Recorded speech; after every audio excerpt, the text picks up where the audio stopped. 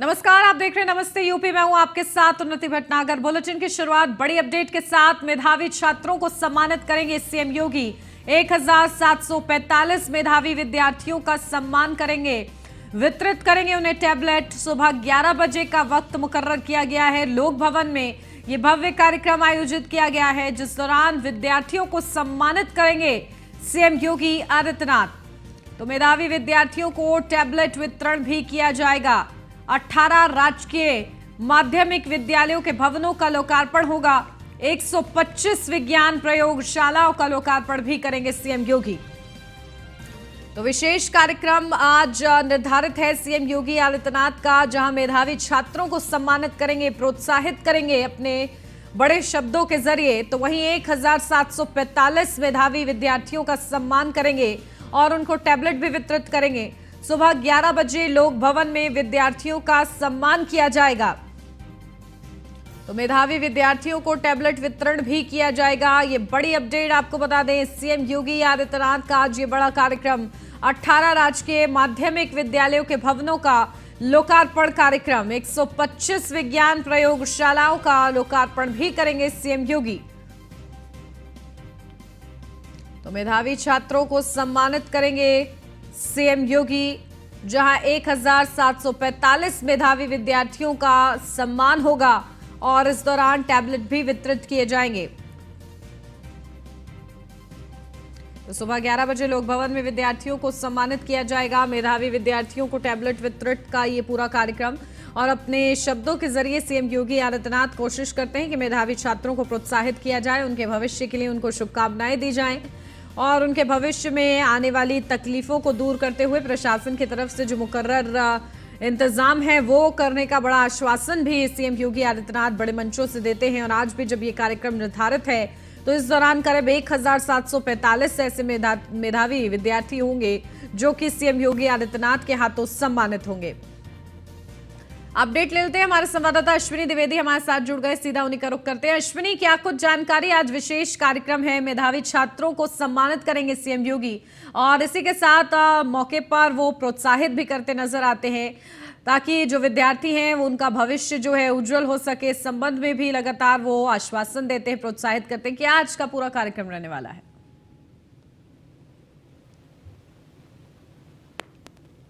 जो एग्जाम्स होते हैं हाई स्कूल इंटर के, जो उसमें एग्जाम्स होते हैं हाई स्कूल इंटर के, जो उसमें हर जिले में जो टॉप करते हैं, सेकंड नंबर रहते हैं, थर्ड नंबर रहते हैं, उन छात्रों को सम्मानित करते हैं, हौसला अफजाई करते हैं। निश्चित तौर पर उस दौरान उनको टैबलेट, लैपटॉप भी दिया जाता है, क्योंकि कहीं ना कहीं उत्तर प्रदेश सरकार ने जब 2017 में शपथ ली थी तो उसने साफ तौर पर कहा था कि शिक्षा के क्षेत्र में, चिकित्सा के क्षेत्र में जो सरकार बेहतर काम करेगी और उसको जमीन पर दिखाया भी जा रहा है। आज की डेट में नकल विहीन परीक्षाएं हो रही हैं, जो एक बड़ी उपलब्धि उत्तर प्रदेश सरकार के लिए है, क्योंकि 2017 से पहले देखा था किस तरीके से वीडियो आते थे कि नकल हो रहे हैं क्लासेस में, टीचर उनकी जगह एग्जाम दे रहे हैं, कॉपियां लिखी जा रही हैं, खेतों में कॉपियां लिखी जा रही है। लेकिन इधर देखा गया कि बिल्कुल एक भी जगह पर ऐसी शिकायत नहीं आई। क्लासेस में देखा गया कि किस तरीके से सीसीटीवी कैमरे लगा करके एग्जाम्स होते हैं। तो निश्चित तौर पर शिक्षा अगर बेहतर होगी तभी आगे का भविष्य अच्छा होगा, क्योंकि अगर नकल के सारे बच्चे पास होंगे तो आगे का भविष्य उनका खराब होगा। दूसरी ओर जो छात्र बेहतर होते हैं वो कहीं ना कहीं निराश होते हैं। एक अभी 2 साल पहले का ही वाकया है कि बिहार में एक लड़के ने बिहार टॉप किया था बिहार एग्जाम, बोर्ड एग्जाम्स में, और उसको कुछ भी नहीं आता। जब उसका इंटरव्यू लोगों ने लिया तो उसको कुछ नहीं आता। तो इस तरीके से उत्तर प्रदेश की छवि ना बने, इसको लेकर के लगातार उत्तर प्रदेश के मुख्यमंत्री काम कर रहे हैं। साथ ही साथ आज ये जो कार्यक्रम होगा 11 बजे लोक भवन में कार्यक्रम होगा। इसके अलावा 18 जो है माध्यमिक, राजकीय माध्यमिक विद्यालय हैं, उनका जो है लोकार्पण मुख्यमंत्री करेंगे। इसके अलावा 125 विज्ञान प्रयोगशाला है, उनका भी लोकार्पण सीएम योगी आदित्यनाथ करेंगे। जी बिल्कुल, तो देखिए विशेष पूरा ये कार्यक्रम रहने वाला है और इस दौरान देखिए टैबलेट भी वितरित किए जाएंगे। सीधा जोर इसी बात पर है कि कहीं ना कहीं बच्चे जो हैं आधुनिक तकनीक के साथ जुड़ते हुए आगे बढ़े। ठीक है अश्विनी, आप बने रहिए हमारे साथ, लौटती हूँ आपके पास। और अब बढ़ते हैं आगे, जहां 2 दिवसीय अयोध्या दौरे पर सीएम योगी आदित्यनाथ शाम 6 बजे अयोध्या पहुंचेंगे। सीएम योगी अयोध्या मंडल की समीक्षा करेंगे। इस दौरान विकास कार्यों की आयुक्त सभागार में बैठक लेंगे। अयोध्या में चल रहे विकास कार्यों की समीक्षा करेंगे। शाम 7 बजे विकास कार्यों का स्थलीय निरीक्षण करेंगे और 15 जून की सुबह 10 बजे भरतकुंड में जनसभा करेंगे। 15 जून को हनुमानगढ़ी में दर्शन पूजन करेंगे सीएम योगी। प्रभु श्री राम जन्मभूमि में दर्शन पूजन करेंगे और राम मंदिर निर्माण का स्थलीय निरीक्षण करेंगे। सुबह 11 बजे से जनसभा को संबोधित करेंगे। तो BJP Yuva Morcha bike rally को हरी झंडी दिखाएंगे सीएम योगी आदित्यनाथ। तो विशेष ये पूरा कार्यक्रम 15 जून की सुबह 10 बजे भरतकुंड में करेंगे जनसभा। अपडेट ले लेते हैं, हमारे संवाददाता अश्विनी द्विवेदी बने हुए हमारे साथ, उन्हीं का रुख करते हैं। अश्विनी, देखिए 2 दिवसीय सीएम योगी आदित्यनाथ का अयोध्या का ये दौरा है और राम जन्मभूमि का खास तौर से जो विकास कार्य चल रहे हैं उसका स्थलीय निरीक्षण करेंगे। खास कार्यक्रम 24 से पहले, और देखिए किस तरीके से जनवरी में भव्य राम मंदिर दर्शनार्थियों के लिए खोल दिया जाएगा, इस संबंध में भी लगातार कोशिशें जारी हैं। बिल्कुल, अयोध्या भारतीय जनता पार्टी के लिए हमेशा से एक प्रमुख गढ़ रहा है, प्रमुख केंद्र रहा है। जब सरकार नहीं थी तब भी अयोध्या में तमाम भारतीय जनता पार्टी के दिग्गज जाते रहते थे और जब सरकार बन गई है तब से लगातार देखा गया मुख्यमंत्री योगी आदित्यनाथ लमसम हर महीने राम मंदिर जहाँ निर्माण चल रहा है उसका निरीक्षण करने आते हैं कि कहाँ तक अभी तक निर्माण कार्य हुआ है, कब भगवान राम के दर्शन आम जनता को होंगे, इसकी चिंता उनको खुद है क्योंकि राम मंदिर के लिए उन्होंने खुद संघर्ष किया। निश्चित तौर पर अब बतौर मुख्यमंत्री वो उत्तर प्रदेश के जाते हैं, पहले एक सांसद के रूप में, जनप्रतिनिधि के एक नेता के रूप में जाते थे, तो निश्चित तौर पर आप जाकर के वहां तमाम जो व्यवस्थाएं उनका जायजा लेते हैं। आज से 2 दिवसीय दौरे पर अयोध्या में रहेंगे मुख्यमंत्री योगी आदित्यनाथ, वहां पर जाकर के जो तमाम विकास की योजनाएं चल रही हैं उनका निरीक्षण करेंगे। साथ ही साथ जो मंडली जो समीक्षा बैठक करेंगे जिसमें मंडल के तमाम जिले हैं जो उसमें क्या कुछ चल रहा है, विकास के कार्य जो हैं जमीन पर कितने उतर रहे हैं, इसके लेकर समीक्षा करेंगे। साथ ही साथ कल सुबह हनुमानगढ़ी के भगवान राम के दर्शन करेंगे। इसके अलावा अगर बात करें तो राम मंदिर जो निर्माण हो रहा है वो काम उसका निरीक्षण करेंगे, वहां जाकर के स्थलीय निरीक्षण करेंगे कि आखिर काम कहां तक पहुंचा है।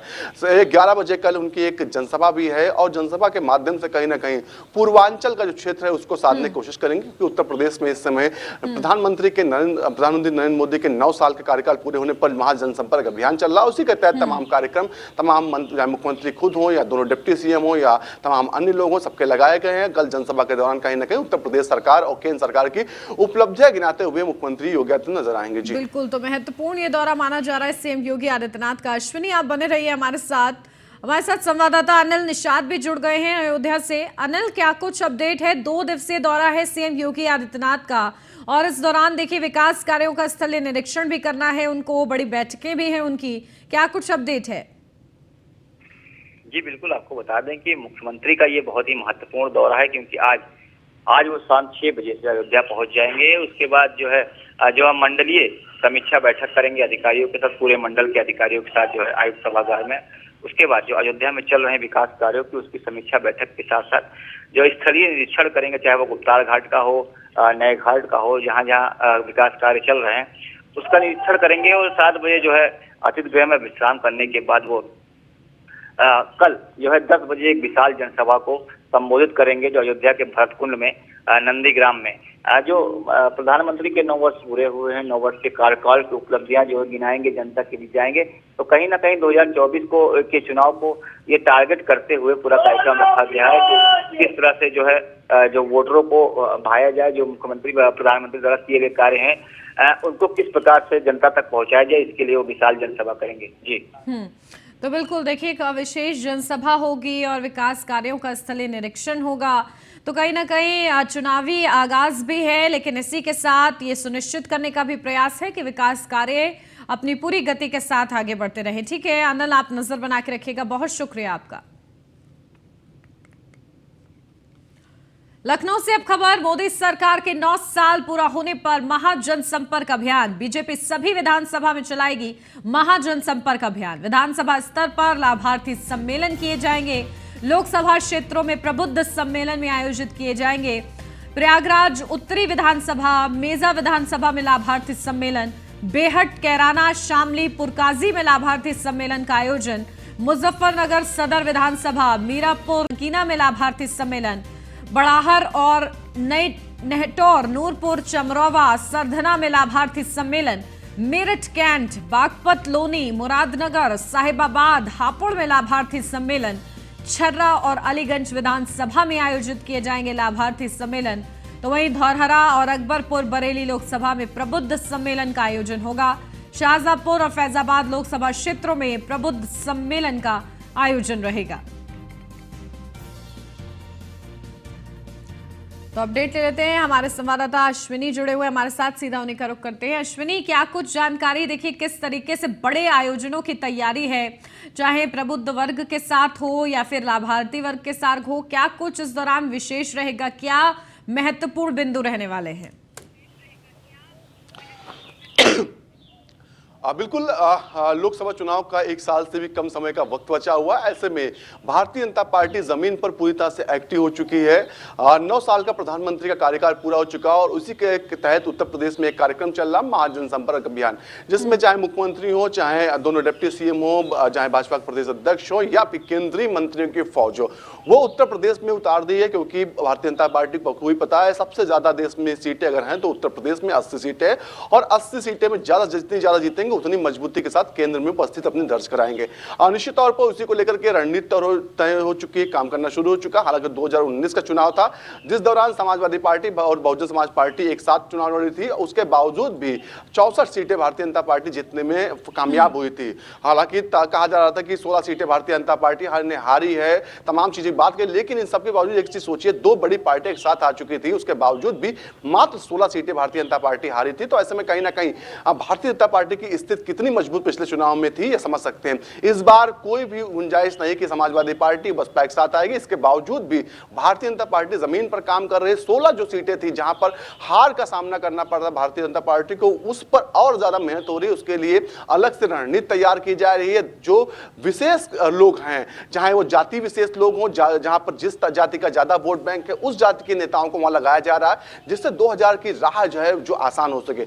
अब भारतीय जनता पार्टी जो विधानसभा स्तर पर लाभार्थी सम्मेलन करेंगे, साथ ही साथ जिला स्तर पर प्रबुद्ध जन सम्मेलन करेगी। इस दौरान कहीं ना कहीं लाभार्थियों को बताइए किस तरीके से उत्तर प्रदेश सरकार, केंद्र सरकार ने मिलकर के जो छोटी छोटी योजनाएं थी, जो जिनका लाभ पिछली सरकारों में आम जनता को नहीं मिलता था, उनको उन तक पहुंचाया। साथ ही साथ प्रबुद्ध जन सम्मेलन में बताया किस तरीके से केंद्र सरकार ने जो है विदेश नीति, एक बड़ा मुद्दा जो भारतीय जनता पार्टी के हाथ में है, उसको लेकर कहीं ना कहीं प्रबुद्ध जनों को बीच जाएगी और कहेगी किस तरीके से कि 370, ट्रिपल तलाक, ये बड़े मुद्दे थे। चाहे चीन को करारा जवाब हो, पाकिस्तान को पीछे हटने के लिए मजबूर करना हो, ये तमाम ऐसे मुद्दे रहे जो हमेशा से ही देश के लिए, आम नागरिक के लिए महत्वपूर्ण रहे हैं। हालांकि आम नागरिक का सीधे सरोकार नहीं होता, लेकिन जब देश की बात आती तो उसका कहीं ना कहीं सरोकार जुड़ जाता है। और निश्चित तौर पर ऐसे में कहीं ना कहीं भारतीय जनता पार्टी इन्हीं मुद्दों को लेकर के जनता के बीच जाएगी और उनको समझाने की कोशिश करेगी कि भारतीय जनता पार्टी ने क्या कुछ पिछले 9 सालों में केंद्र में किया, क्या कुछ 6 सालों में उत्तर प्रदेश में किया, और आगे आने वाले समय में क्या रणनीति भारतीय जनता पार्टी की आम जनता के लिए उत्तर प्रदेश की। निश्चित तौर पर भारतीय जनता पार्टी रणनीतिक तौर पर या यूं कहे अघोषित रूप से जो है चुनाव प्रचार शुरू कर चुकी है। हालांकि तमाम पार्टियां अभी भी रोड मैप तैयार करने में जुटी हुई, लेकिन जमीन पर काम करने में भारतीय जनता पार्टी बाकी पार्टियों से बहुत आगे है। तो ऐसे में कहीं ना कहीं रणनीतिक तौर पर भारतीय जनता पार्टी जीत चुकी है। एक तरीके से माना जा रहा है कि जितनी मजबूत रणनीति किसी पार्टी की होती है, उतनी मजबूत ही उसकी जीत होती है। जानकार जो राजनीति के हैं, बड़े जानकार, उनका भी कहना है कि जिस तरीके से भारतीय जनता पार्टी जमीन पर काम करती है, उसी का नतीजा चुनाव दर चुनाव भारतीय जनता पार्टी को जीत हासिल होती है, तमाम नई तरकीबें निकालती। इससे पहले देखा गया 2014 में चाय पर चर्चा हो रही थी और अब 2024 में जो है टिफिन पर चर्चा भारतीय जनता पार्टी कर रही है। और कहीं ना कहीं यही चीजें हैं जो अलग आम पार्टियों से भारतीय जनता पार्टी को बना रही। जी बिल्कुल, देखिए समाजवादी पार्टी ने भी अब नए नारे देना शुरू कर दिया है 80 को लेकर, और ऐसे में बीजेपी इसको चुनौती समझ रही है कि नहीं, ग्राउंड जीरो पर क्या स्थिति बनी हुई है, क्योंकि बीजेपी की कोशिश रहती है कि वो अपने पार्टी पर ही ज्यादा ध्यान दे और अपनी ही स्ट्रेटजी को और ज्यादा शार्प करे। बिल्कुल, समाजवादी पार्टी की बात करें तो कुछ एक सीटों को लेकर के रणनीति बना रही है। अगर कहें तो 16 सीटें ऐसी हैं उत्तर प्रदेश में जिनको लेकर के समाजवादी पार्टी रणनीति बना रही है, जिसमें बदायूं शामिल है, मैनपुरी शामिल है, इटावा शामिल है, कन्नौज शामिल है, मुजफ्फरनगर शामिल, मेरठ शामिल है। साथ ही पश्चिम उत्तर प्रदेश की जो सीटें हैं, मऊ, आजमगढ़, घोसी, इसके अलावा गाजीपुर, ये सीटें हैं जिनको लेकर के दम भर रही है समाजवादी पार्टी। हालांकि पूरे 80 सीटों का दावा तो कर रही है, लेकिन दिखाई उस दावा नहीं दे रहा, क्योंकि कुछ और सीटों पर ही लेकर के वो बात करती है कि हम जो पश्चिमी उत्तर प्रदेश की मुजफ्फरनगर सीट जीत सकते हैं, हम पश्चिमी उत्तर प्रदेश की ये सीट जीत सकते हैं। वो ये बात क्यों नहीं करते कि हम 80 की 80 सीटें जीत सकते हैं। और कहीं ना कहीं यही मनोबल जो है उसको कमजोर दिखाता है कि जब आप पूरी तरीके से अपने बात ही नहीं जनता के बीच रख पाएंगे कि हम 80 सीटों के लिए लड़ रहे हैं, तो जनता आपको कैसे स्वीकार करेगी। जी बिल्कुल, लेकिन देखिए मुकाबला जो है दिलचस्प होने वाला है। ठीक है अश्विनी, बहुत शुक्रिया आपका तमाम जानकारी के लिए। लखनऊ से अब खबर, बीजेपी प्रदेश अध्यक्ष का सुल्तानपुर दौरा। आज बीजेपी प्रदेश अध्यक्ष भूपेंद्र चौधरी आज सुल्तानपुर के दौरे पर रहेंगे। केंद्र सरकार के 9 साल पूरे होने पर बैठकें करेंगे। सरकार की योजनाओं के लाभार्थियों के साथ बैठक करेंगे। नगर के राम नरेश त्रिपाठी सभागार में आयोजन होगा। तो बीजेपी प्रदेश अध्यक्ष भूपेंद्र चौधरी का खास दौरा, और इस दौरान केंद्र सरकार के 9 साल पूरे होने पर बैठकें करेंगे। लाभार्थी वर्ग के साथ बैठक करेंगे। जो सरकार की योजनाओं से लाभान्वित हैं उनसे चर्चा की जाएगी। नगर के राम नरेश त्रिपाठी सभागार में आयोजन होगा, जिस दौरान भूपेंद्र चौधरी बैठकें भी करेंगे। और इसी के साथ इस दौरे के दौरान 9 साल की जो बड़ी उपलब्धियां हैं केंद्र सरकार की, वो भी जनता के बीच रखने का काम करेंगे। और इसी के लिए सुल्तानपुर का ये महत्वपूर्ण दौरा प्रदेश अध्यक्ष भूपेंद्र चौधरी का बताया जा रहा है।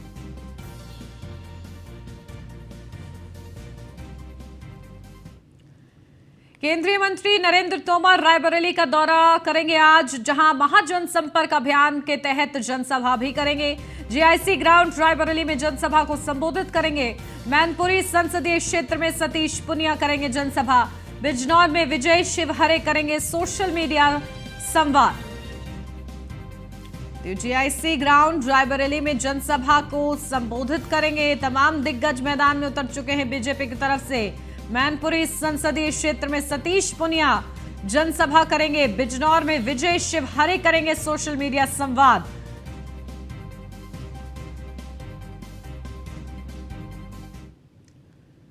केंद्रीय मंत्री जितेंद्र सिंह का मुरादाबाद दौरा। मुरादाबाद में केंद्रीय मंत्री जितेंद्र सिंह जनसभा करेंगे। विशिष्ट परिवार संपर्क कार्यक्रम में शामिल होंगे जितेंद्र सिंह। महावीर यूनिवर्सिटी में होगा विशिष्ट परिवार संपर्क कार्यक्रम। विकास तीर्थ कार्यक्रम में शामिल होंगे जितेंद्र सिंह। सोनकपुर ओवरब्रिज का निरीक्षण करेंगे जितेंद्र सिंह।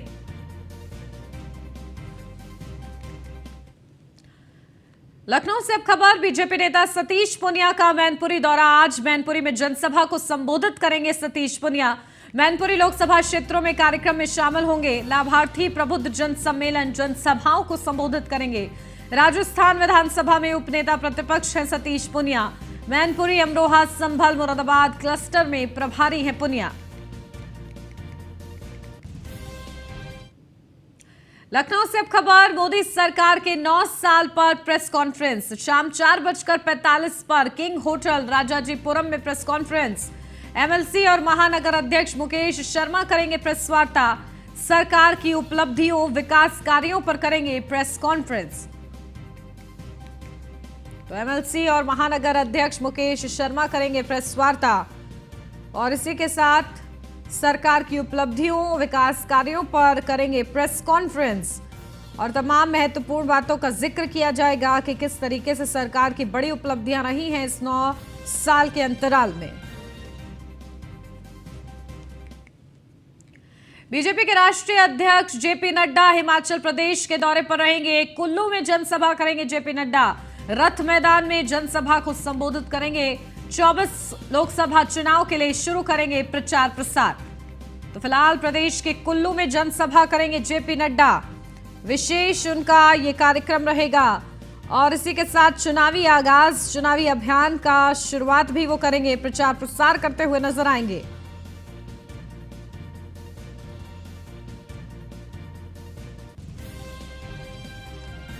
तो तो राष्ट्रीय अध्यक्ष जेपी नड्डा का हिमाचल का खास दौरा। हिमाचल प्रदेश के कुल्लू में जनसभा को संबोधित करेंगे और चर्चा करेंगे 2024 की। रथ मैदान में जनसभा को संबोधित करेंगे और एक तरीके से चुनावी आगाज क्योंकि ये माना जा रहा है, तो वोटों की अपील भी होगी, विकास के कार्य भी गिनाए जाएंगे। डबल इंजन की सरकार काम कर रही है, लेकिन क्योंकि हिमाचल प्रदेश हाथ से निकल गया है भारतीय जनता पार्टी के, लेकिन लोकसभा चुनाव के लिए कड़ी मेहनत हिमाचल प्रदेश में भी जारी है।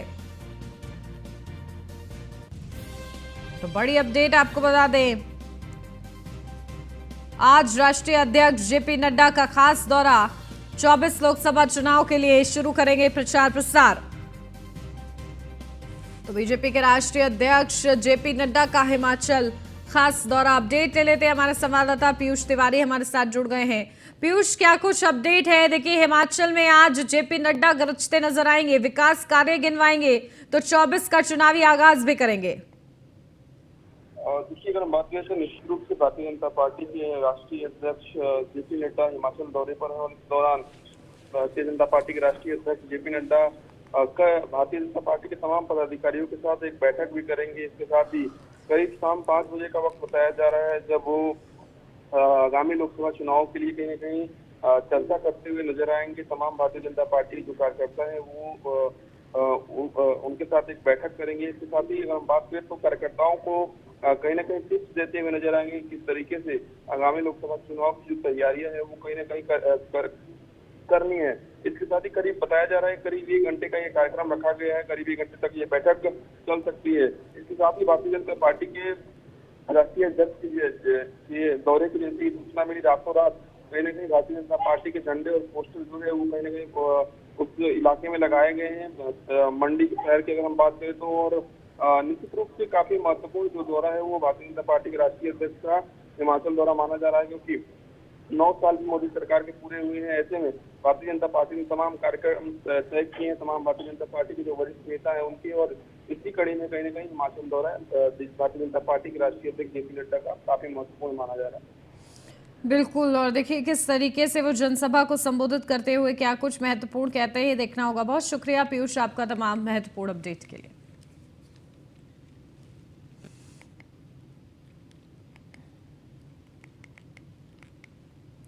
लखनऊ से अब खबर सोशल मीडिया पर सीएम योगी आदित्यनाथ के चर्चे। जहां सोशल मीडिया पर सीएम योगी आदित्यनाथ की लोकप्रियता बढ़ी है।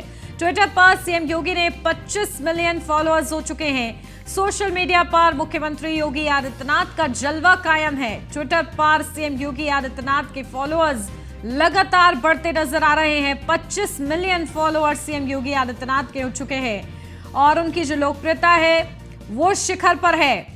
तो सोशल मीडिया पर सीएम योगी आदित्यनाथ का जलवा बरकरार है। उनका ट्विटर अकाउंट हम आपको दिखा रहे हैं, किस तरीके से उनके फॉलोअर्स हैं वो आपको बता रहे हैं। 25 million followers CM Yogi Adityanath के, तो लगातार उनकी जो लोकप्रियता है वो बढ़ती जा रही है और उसका जो असर है वो साफ सोशल मीडिया अकाउंट्स पर नजर आ रहा है। ट्विटर की बात की जाए तो ट्विटर पर 25 million followers CM Yogi Adityanath के। गाजियाबाद से अब खबर ऑनलाइन गेमिंग के जरिए धर्मांतरण मामला। मेडिकल के बाद बद्दो को कोर्ट में पेश किया गया। कोर्ट ने 14 दिन की न्यायिक हिरासत में बद्दो को भेजा है। धर्मांतरण के गेम का मास्टरमाइंड है शाहनवाज उर्फ बद्दो। मुंबई से गाजियाबाद लाया गया शाहनवाज उर्फ बद्दो। शाहनवाज पर कई सनसनीखेज खुलासे हुए हैं कि फर्राटेदार अंग्रेजी बोलता है शाहनवाज उर्फ बद्दो। सोशल मीडिया पर बहुत ज्यादा एक्टिव रहता था, सबसे ज्यादा इंस्टाग्राम इस्तेमाल करता था। पुलिस ने बद्दो का फोन, सीपीयू का डेटा रिकवर किया है। शाहनवाज बद्दो का पाकिस्तान कनेक्शन भी मिला है। बद्दो के फोन से 30 नंबर पाकिस्तान के मिले हैं। 2 मोबाइल फोन और पीसी भी पुलिस को मिली है। तो 6 ईमेल आईडी मिली हैं। 1 ईमेल पाकिस्तान से भेजे गए। मोबाइल फोन और पीसी फॉरेंसिक जांच को भेजा गया। शाहनवाज बद्दो से 8 घंटे की पूछताछ हुई थी।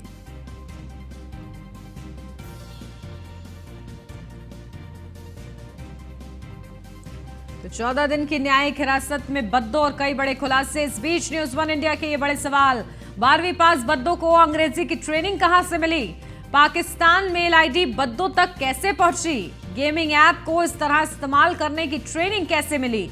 बद्दो को आगे करके असली खेल कौन खेल रहा है? पूरे मामले में वो कौन लोग हैं जो अभी पर्दे के पीछे हैं?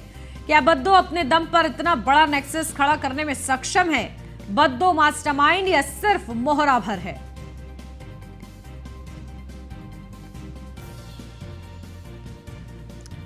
तो बद्दो को लेकर जो बड़े खुलासे हो रहे हैं उस पर बड़े सवाल न्यूज़ वन इंडिया खड़ा कर रहा है कि आखिर बद्दो जो है मास्टरमाइंड है या उसको कठपुतली की तरह कोई इस्तेमाल कर रहा है?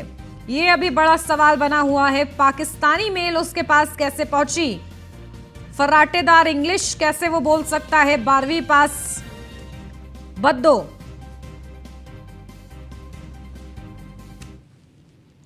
और इसी के साथ इस बुलेटिन में बस इतना ही। खबरों का सिलसिला आगे भी जारी है। आप बने रहिए न्यूज़ वन इंडिया के साथ।